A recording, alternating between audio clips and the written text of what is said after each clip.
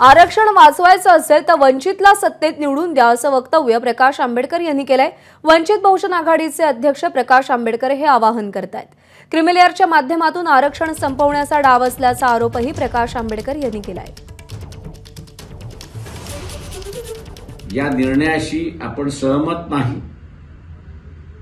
असं जर आपल्याला म्हणायचं असेल तर आपल्याला जोरदार म्हणावं लागेल आणि ते इलेक्शनमध्ये म्हणावं लागेल हे लक्षात घ्या।